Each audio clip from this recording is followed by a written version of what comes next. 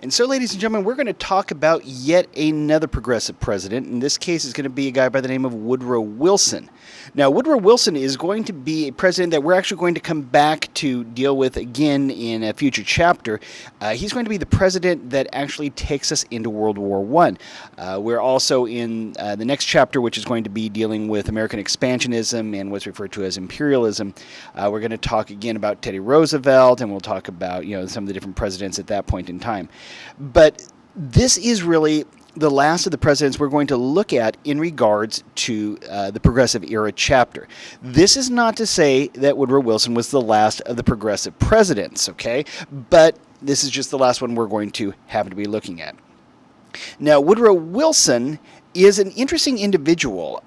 He is really one that comes into politics, for lack of a better term, sort of squeaky clean. He doesn't have any real skeletons in his closet. He's not in the pocket of any of the political machines or things like that. He really seems to come into office without owing anybody any favors. And as such, he's going to go through and he's going to really attempt to push through the reforms that he thinks are most necessary for the American people.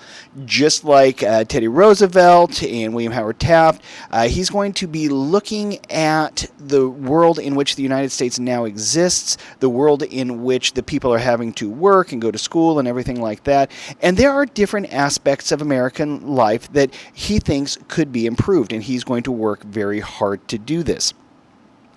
And one of the big areas that he's going to really go down in history for is dealing with financial reform.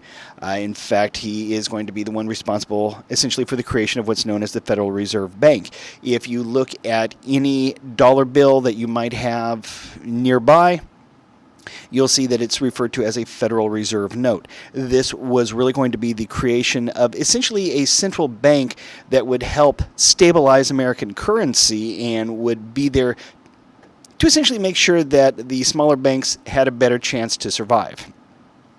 But before we get into his financial reforms, we're going to talk a little bit about the man himself.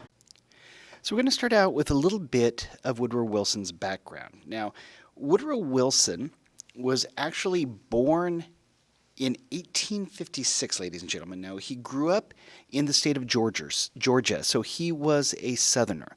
But he's often referred to as a Southerner of Northern ideals. All right, he was, about 5 years old when the Civil War actually started, so he saw some of that firsthand living in Georgia. One of the things about Georgia is this is where you have Sherman's famous march, where Sherman's attitude was that the South could not be made to love us, but they could be made to fear us, was what he said. So Wilson grew up, basically at the beginning of the Civil War. He was a little kid, and then he grew up in the aftermath thereof. Now, his father was actually a Presbyterian minister, and he was of the opinion that Woodrow needed to have a really, really good education. So first and foremost, after he finishes his schooling at home, he is sent to Princeton University, in New Jersey, and it's there that he's going to get his first degree. He's going to go through, he's going to get his bachelor's degree there at Princeton, after which he's going to go to the University of Virginia Law School. He's going to get a law degree. And then after that, he's going to go to Johns Hopkins University, where he's actually going to earn a doctorate. So he actually had his PhD. He was, would have been, Dr. Wilson. And in fact, after he goes through and after he has all of his schooling and done, he really, goes into his career. He starts off as an attorney. So he's going to put into practice the law degree he got from the University of Virginia. After that, he's then going to become a college professor. He's going to teach political science. So you can think in terms of studying government, how a bill becomes a law, things along those lines. That would be essentially what political science is. So he's going to go through, he's going to be a lawyer, he's going to be a college professor. Later, he's actually going to become the president of Princeton University. And then after that, he's going to go on to become governor of New Jersey. Now, Wilson really looked at government in a sort of Darwinian way. He felt that government should be more responsive, it should be able to take care of more things, and those aspects of life and government and whatnot that were not benefiting the people should be done away with. And he actually put all this down in a book that he had written called The State, and it was just where he put down all of his ideas. So when the Democrats nominated him to be their candidate, they really knew what they were getting. It wasn't like any of this came as a surprise. And as I said previously, Wilson's able to come in without owing anybody anything. He didn't owe any of the political machines this, or he didn't owe any kind of sponsor or benefactor that. He was able to come in and do essentially what he thought was the right thing for the American people. Now, again, this is a very common aspect of a progressive president, doing what they see as best for the nation. Teddy Roosevelt was the same way as Woodrow Wilson was. They were looking at things somewhat differently, Wilson being a Democrat, Roosevelt being a Republican, but all in all, they were looking at what was going to do the most good for the American people. Now, there were two key antitrust measures that Wilson was able to get through during his term in office. Now, we already had in place the Sherman Antitrust Act. You might remember that from previous chapters. And the idea, again, of a trust is that you have basically a monopoly practice. Okay, you have all the producers of whatever get together and they control the market, or you have one individual own all of, the iron ore mines or the copper mines or something like that. But it's the idea that a trust is something that can actually control the market. Teddy Roosevelt, remember, he had talked about the fact that there were good trusts and there were bad trusts. Wilson did not see things that way. Wilson was of the opinion that all trusts were bad, period, that there was no such thing as a good trust. And as such, he really wanted to make sure that all the trusts could be essentially done away with. And so in 1914, you get something called the Clayton Antitrust Act. Now, as I said, you did have the Sherman Antitrust Act already in existence. The Clayton Antitrust Act is going to add to that. It's going to change some things around. It's going to add some new things. And it's essentially going to give a little more teeth, shall we say, to the old Sherman Antitrust Act. Okay, for example, the Clayton Antitrust Act set things up so that it was much more difficult to form a monopoly. This is still an issue in American politics and government today, whether or not a corporation qualifies as being a quote-unquote monopoly. In fact, there is just recently, in the past couple of weeks, there has been a lawsuit brought by the federal government against Google as to whether or not it qualifies as a monopoly. So the Clayton Antitrust Act was going to, it was going to go through and it was going to try and make it harder for that monopoly to form. The thinking is that it's much easier to prevent a monopoly from forming than it is to actually go through and break one up after it already exists. Another aspect of the Clayton Antitrust Act, the people who ran the company could now be held responsible for law breaking. If the company did something improper, and it doesn't matter what that is, it could be breaking of any law whatsoever, the individual or individuals who were in charge of that corporation would now be considered liable for whatever had occurred. It wasn't just that the company had done it. It wasn't just some amorphous, entity had done this, but now the individuals who were at the top of the company, who were reaping the most benefits, could also be held liable for the damages and the problems that were caused. So now the people who were in charge of the company could be held liable for lawbreaking. Now, we still see this today. You'll see at different times individuals at various corporations and whatnot, if the corporation ended up doing something nefarious, something naughty, shall we say, then the person in charge of the company is considered to have the final authority and therefore is responsible for all the actions of their company, and they themselves can go to prison for that. Third major aspect of the Clayton Antitrust Act, labor unions were no longer going to be considered trusts. Now, up until this time, it was very difficult to get a labor union started because the government had decided that labor unions were in themselves trusts, that what they were doing is cornering the market on the labor force. And so if you wanted to create a union, you oftentimes ran afoul of the government because you were one of those very same trusts that the government wanted to break up and get rid of. The Clayton Antitrust Act changed that. Now, today, joining a union is considered a right. It is considered part of your freedom of assembly, freedom of speech, things along those lines. But it wasn't always that way. The Clayton Antitrust Act really went through and for the first time made the argument that these labor unions were not trusts. Okay, that's just one of the major antitrust measures. The other thing also came in 1914. It's called the Federal Trade Act. Now, the Federal Trade Act goes back to Congress's ability to regulate interstate commerce. And we've talked about this numerous times, ladies and gentlemen.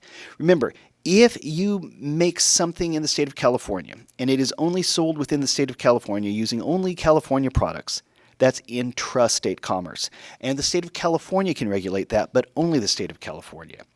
If, however, you are making some kind of product in California and you're using, pieces or materials from out of state, or you're selling that in a different state, you say you're selling it in Nevada, then that becomes interstate commerce and the federal government can be involved in that.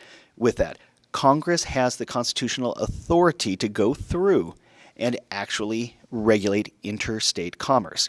So what did the Federal Trade Act of 1914 actually do? Well, first and foremost, it created the Federal Trade Commission. Now, the Federal Trade Commission was going to be an independent investigative body of the U.S. government whose job it was to make sure that interstate commerce, that everything was on the up and up, that the laws, the regulations that were in place by the U.S. government, especially in regards to interstate trade, were being obeyed, that the law was being followed. You can sort of think of it in a very generalized terms as being sort of like the business police, for lack of a better term. It gave the government the power to investigate businesses.